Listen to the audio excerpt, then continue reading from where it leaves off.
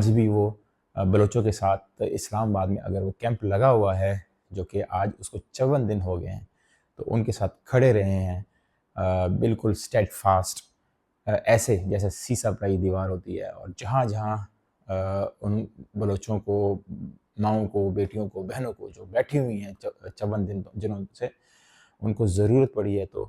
یہ لوگ وہاں پر پہنچے ہیں اور وہاں پر ان کو سپورٹ دی ہے، اور انتظامیہ کے ساتھ بھی انہوں نے بارگین کی ہے، ان کے ساتھ مذاکرات کیے ہیں، مذاکرات کرنے کے ساتھ ساتھ مختلف اور سٹیک ہولڈرز کو انہوں نے موبلائز بھی کیا ہے اور انگیج بھی کیا ہے۔ تو یہ بڑی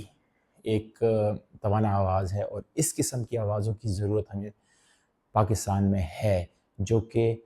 بہت سویئر نیچر کے جو ہیومن رائٹس وائلیشنز ہوتی ہیں ان کے اوپر اپنی سپورٹ دیں۔ تو میرا تو تجزیہ یہی ہے کہ سائبر کرائم کا جو لا ہے وہ بہت مس یوز ہوتا رہا ہے، اور اسٹیٹ اس کو بڑا ڈسکریمنیٹری طریقے سے یوز کرتی ہے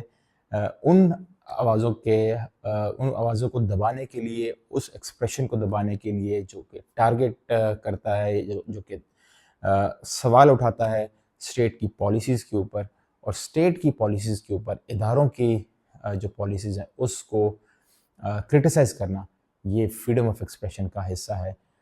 فریڈم آف ایکسپریشن کو آپ ڈیفائن کر کے ایسا نہیں کر سکتے کہ اپنی مرضی سے آپ ریسٹرکشنز ڈالتے رہیں۔ ریسٹرکشنز کا ایک پورا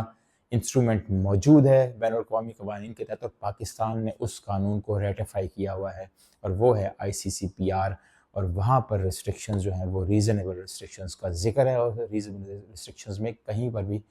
ڈیفنس یا ملٹری کے انسٹیٹیوشنز فریڈم آف ایکسپریشن کے اوپر ریسٹرکشنز کی وجہ نہیں، ان کو وجہ نہیں بنا کر اس کے اندر ڈالا جا سکتا، ان کو پروٹیکٹ نہیں کیا جا سکتا، کیونکہ وہ بھی پبلک انسٹیٹیوشنز ہیں، اور اگر وہ کہیں مال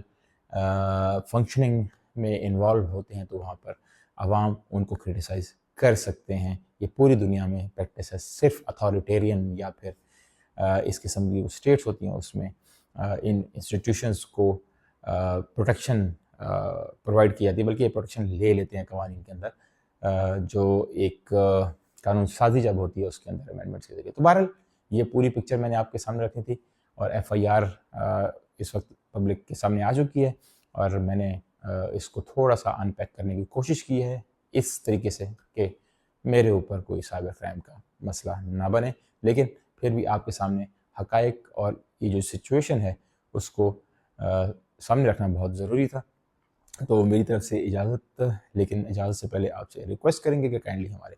ویلاگ کو ضرور